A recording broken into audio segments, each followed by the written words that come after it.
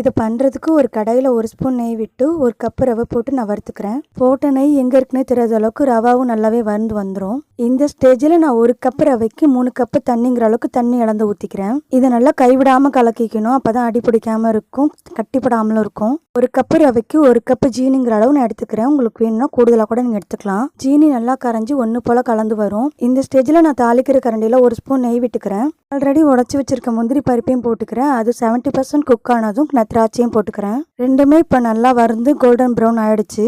இதை நம்ம ரவாவோட சேர்த்துக்கலாம். இப்போ ஒரு கப்பில் நான் கொஞ்சமாக குங்குமப்பூ எடுத்துக்கிறேன்.